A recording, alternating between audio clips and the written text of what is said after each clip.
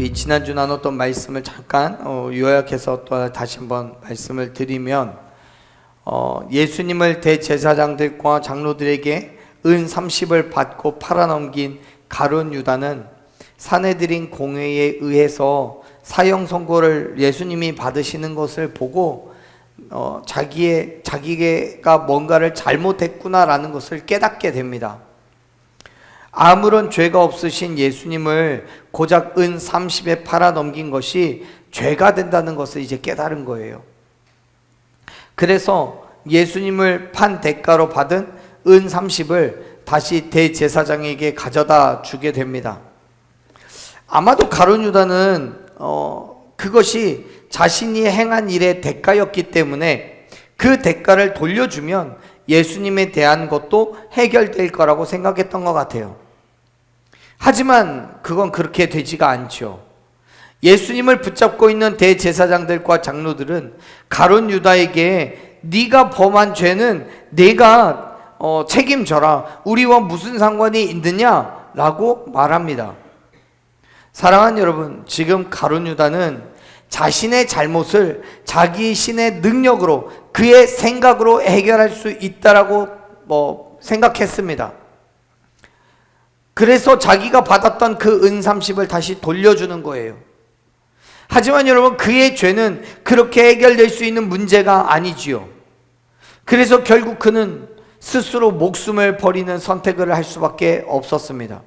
다른 방법으로는 자신의 죄책감을 해결할 수 없다는 것을 알았기 때문에 그래요. 그런데 사랑하는 여러분, 정말 그 방법밖에는 없었을까요? 자신이 지은 죄를 해결할 수 있는 방법이 스스로 목숨을 끊는 것 말고는 정말 없었을까요? 인간적인 방법을 생각하면 그래요. 내가 지은 죄에 대한 대가는 죽음밖에 없어요. 그 사실은 가룟 유다뿐만 아니라 오늘날 저와 여러분도 동일합니다. 내가 하나님 앞에 지은 죄에 대한 대가는 여러분 죽음밖에 없어요. 그 죄를 내가 스스로 감당할 수가 없기 때문에 죽는 것 말고는 방법이 없어요. 하지만 사랑하는 여러분, 하나님께서는 우리에게 모든 죄에서부터 벗어날 수 있는 방법을 가르쳐 주셨음을 믿으시길 바랍니다. 요한일서 1장 9절에서 말씀하시죠. 만일 우리가 우리의 죄를 자백하면 그는 미쁘시고 의로우사 우리의 죄를 사하시고 우리를 모든 불의에서부터 어떻게 하신다고요? 깨끗하게 하신다고요.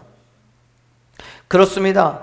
우리가 하나님 앞에 죄를 자백하면, 즉 회개하면 의로우신 하나님께서 우리의 모든 죄를 용서하시고 모든 불의함에서부터 깨끗하게 하실 것을 믿으시길 바랍니다. 우리가 믿음으로 회개할 때 하나님께서 용서하지 않는 죄는요, 단 한 가지도 없음을 기억하시길 바랍니다. 가룟 유다도 비록 인간의 미련함 때문에 예수님을 고작 은 30에 팔아넘기는 죄를 저질렀지만 그것이 죄라는 사실을 깨달았을 때 하나님 앞에 그 즉시 엎드려 자복하고 회개했다면 어쩌면 가룟 유다도 모든 죄를 용서받았을 거예요. 분명히 용서받았을 거예요. 하지만 그는 스스로 그 문제를 해결하려고 했습니다. 그것 말고는 다른 방법이 없다고 생각했어요. 그래서 은 30을 내어놓았지만 그것과는 해결이 안 돼요. 그래서 스스로 목숨을 끊었어요.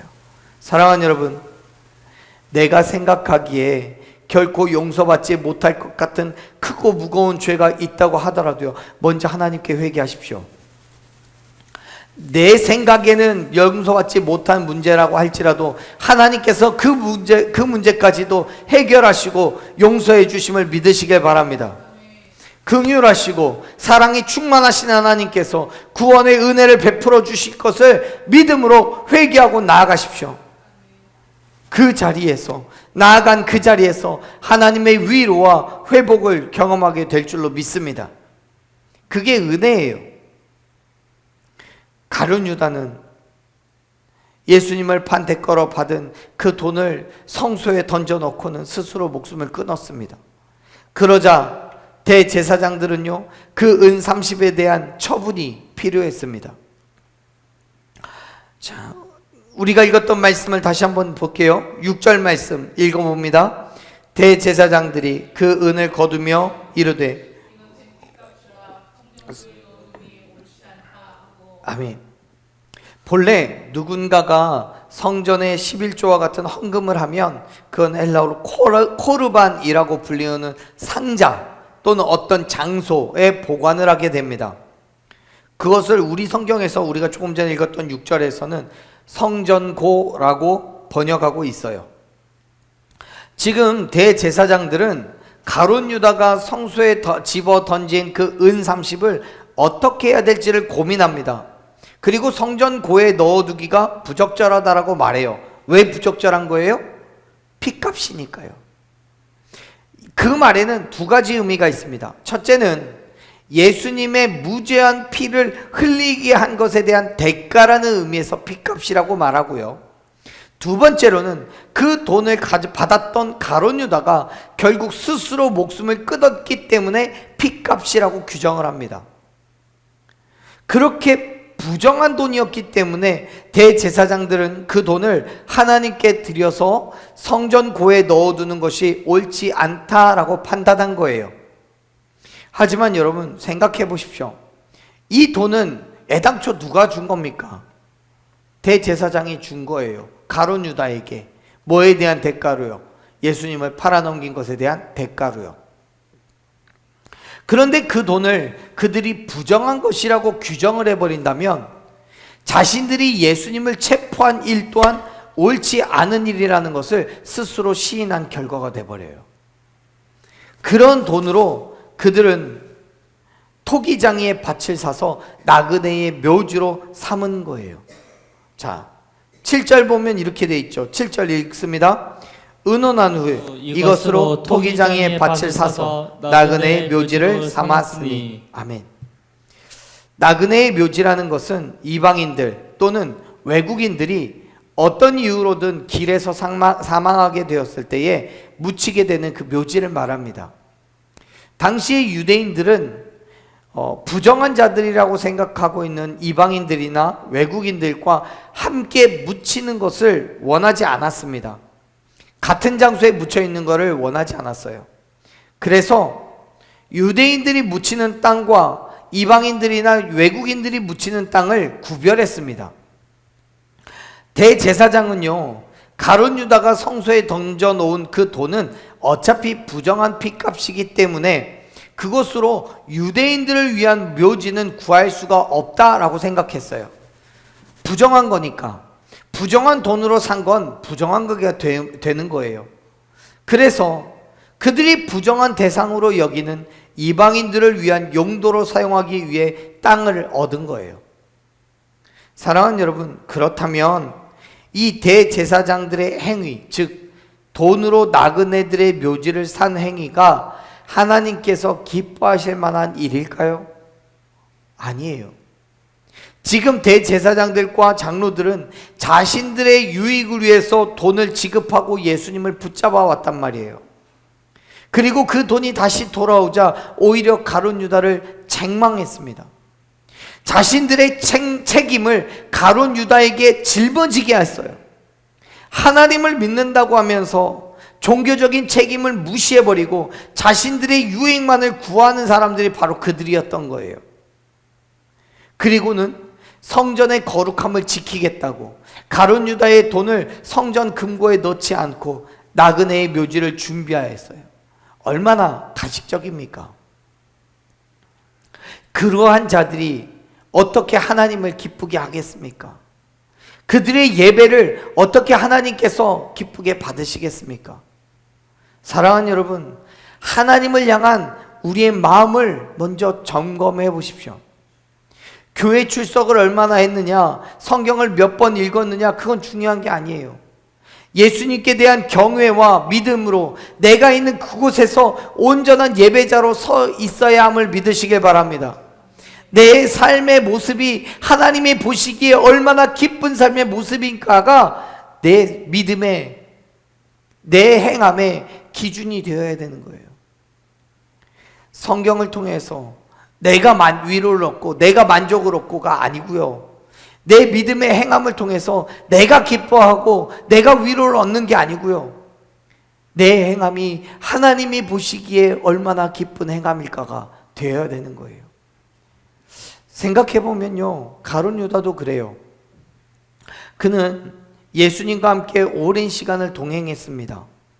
예수님의 말씀과 그가 행한 기적을 경험했습니다. 그럼에도 불구하고 예수님을 하나님의 아들로 인정하지 않았어요. 여러분, 지금도 동일합니다. 교회를 아무리 오래 다니고 그렇게 성경을 많이 읽었어도요, 하나님께 대한 믿음이 없는 사람이 너무나 많아요. 하나님 앞에 내 삶을 기꺼이 내어드리고 하나님이 원하시는 삶을 살아가는 사람이 그렇게 많지 않아요. 아무리 성경을 많이 읽었어도요, 예수 그리스도의 죽으심과 부활하심에 대한 믿음이 없어요. 여러분, 그렇다면 결코 구원을 얻을 수 없음을 기억하시길 바랍니다. 그렇기 때문에 사랑하는 여러분, 단순히 교회를 다니는 것만으로 만족하지 말고요, 내 삶에서 온전한 믿음으로 예수 그리스도의 살아계심을 온 땅에 선포할 수 있는 저와 여러분이 되기를 간절히 축원합니다. 누군가 그렇습니다. 그렇게 얘기합니다. 내가 교회를 등록해서 다니는 게, 믿음 생활한 게 몇십 년인데, 내가 성경을 몇 독을 했는데, 내 생각이 옳고 내 마음이, 내 믿음이 옳고 내가 말하는 것이 옳다라고 주장하는 어르신들이 꽤 계십니다. 그게 옳은 게 아니에요. 하나님께서 나를 통해 뭘 하기 원하시는지 그게 옳은 거지요. 하나님께서 말씀을 통해서 우리에게 주시는 그 감동이 무엇인지가 더 중요한 거죠. 교회를 다니는 것만으로는 만족할 수가 없습니다.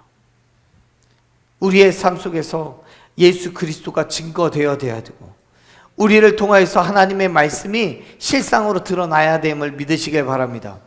그래서 우리의 머리 대신 예수 그리스도를, 그 말씀으로 우리는 온 믿음의 삶을 살아내야 되는 거예요.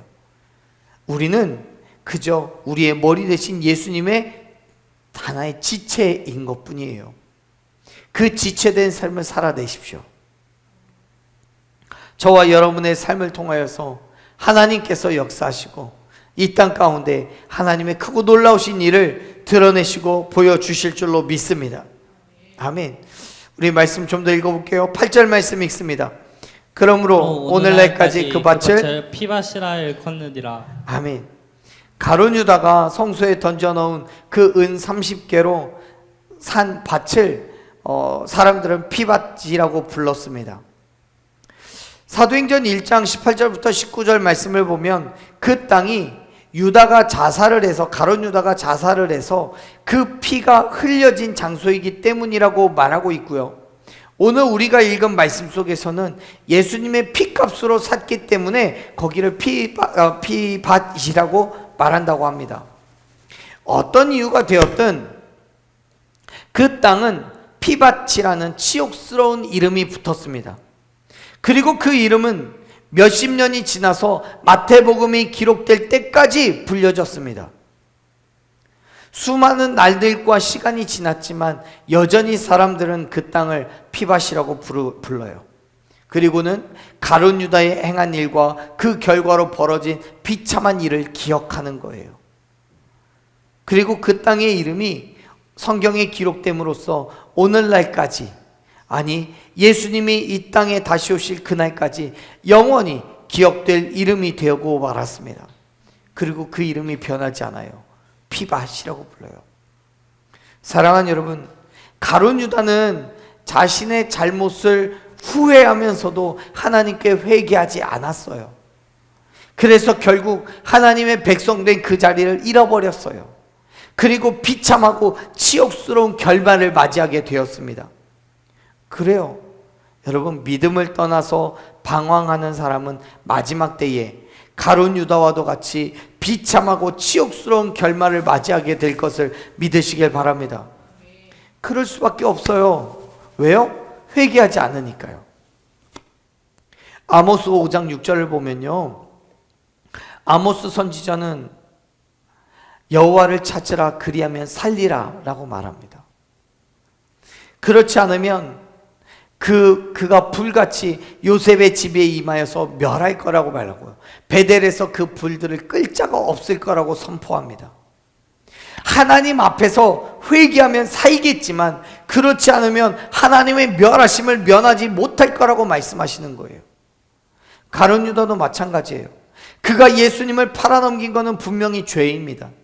하지만 그럼에도 불구하고 하나님을 찾으며 회개했으면 하나님 앞에 구원을 받을 수 있겠죠. 그러나 그는 끝까지 회개하기를 거부하고 결국 그 죄책감에 자살을 결정합니다. 하나님의 멸하심을 피할 수가 없게 되었습니다. 사랑하는 여러분, 성경은요 이곳저곳에서 우리에게 회개를 말씀합니다. 그 말씀에 순종하여서 우리의 길과 행위를 고치고 하나님의 음성에 귀를 기울이면, 사랑하는 여러분, 저와 여러분의 모든 죄에서부터 우리를 구원하시겠다고 하나님께서 약속해 주셨음을 믿으시길 바랍니다.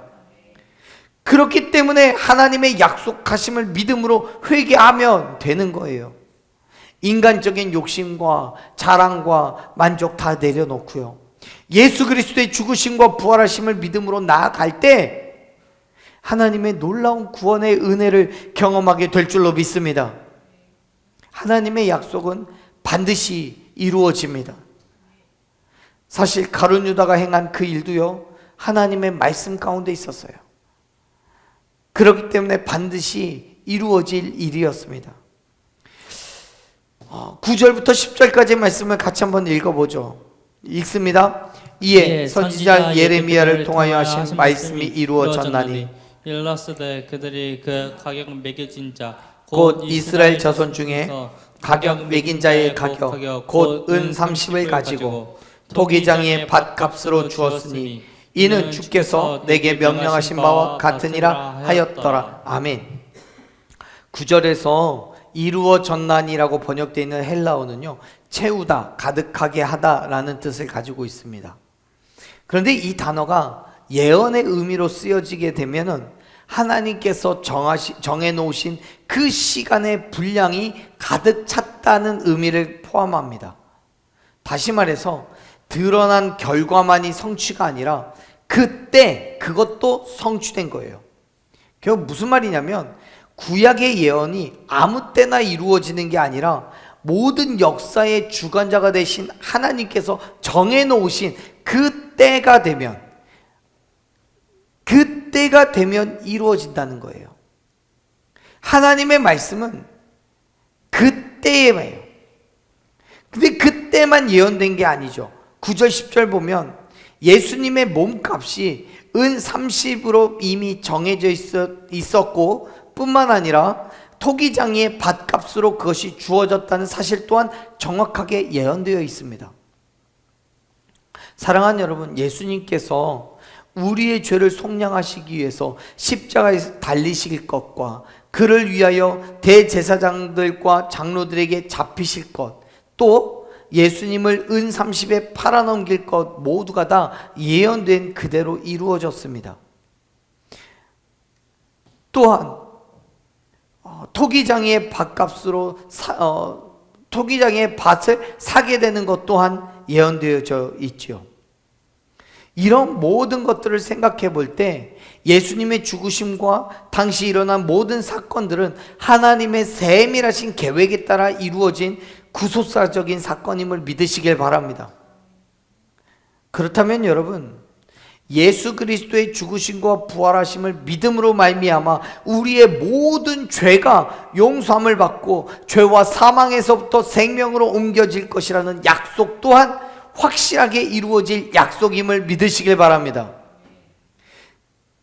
그 약속이 우리에게 주어졌기 때문에 우리는 믿음으로 회개할 수가 있는 거예요. 그 약속이 주어지지 않았더라면 우리는 회개할 수 없어요. 회개해도 어떻게 될지 몰라요. 우리에게 어떤 모습의 죄가 있든 하나님의 구원의 약속을 의지하며 나아가십시오. 하나님께서는 반드시 죄와 사망의 길에서 생명의 성령의 길로 저와 여러분을 인도하여 주실 줄로 믿습니다. 그 믿음으로 포기하지 않고 넘어지지 않고 끝까지 온전한 그리스도인 된 삶으로 나아가는 저와 여러분이 되기를 간절히 축원합니다. 그 자리에 서 계십시오. 부족하고 연약한 우리이지만 그래서 날마다 하나님 앞에서 죄인의 삶을 살아가는 우리이지만, 그렇게 연약하지만, 날마다 넘어지지만, 그럼에도 불구하고 우리의 삶의 모습을 하나님 앞에 내어놓고 회개하며 나아갈 때, 기도할 때 하나님께서 우리를 구원하여 주신 줄로 믿습니다. 그 모든 죄를 용서하여 주시고 우리에게 생명을 허락하여 주신 줄로 믿습니다. 그 일을 위해서 예수님께서 십자가에서 죽으시고 부활하신 거예요. 그리고 그것을 믿음으로 말미암아 우리에게 생명을 허락하시겠다고 성경이 약속하고 있습니다. 하나님께서 약속하셨어요. 그 약속을 믿으시길 바랍니다. 그것이 우리에게 주신 하나님의 은혜인 거예요. 은혜요. 사랑하는 여러분, 오늘 또 그 은혜가 저와 여러분 가운데 주어진 줄로 믿습니다. 그 은혜를 붙잡으십시오. 그 말씀을 붙잡고 우리에게 허락하신 그 믿음의 삶을 담대하게 살아내십시오. 어떤 세상이 어떤 것들로 우리를 시험하고 유혹할지라도 그 은혜에서부터 우리를 떨어뜨릴 자가, 끊어낼 자가 아무것도 없음을 여러분 믿으시기를 바랍니다. 주님이, 예수 그리스도가 우리를 위해서 행하신 그 놀라운 일들을 의지하며 믿음으로 한 걸음 한 걸음 온전한 그리스도인 된 삶을 살아가는 저와 여러분 되기를 간절히 축원합니다. 아멘. 우리 함께 기도하며 나아가십시다. 우리의 삶의 자리, 우리의 삶의 모습을 주님께 맡겨놓고 함께 기도하십시다. 부족하고 연약한 우리이지만 그럼에도 불구하고 주가 행하실 그 일들을 기대하십시오. 믿음으로 기도하며 나아갈 때, 회개하며 나아갈 때 우리의 작거나 크거나 상관없이 우리의 모든 죄를 하나님께서 용서하여 주시고 하나님의 자녀된 삶으로, 그 자녀된 자리로 다시금 불러주셨음을 믿으며 주님 앞에 온전한 그리스도인 된 삶을 살아가겠노라고 결단하는 이 시간 되기를 소망합니다.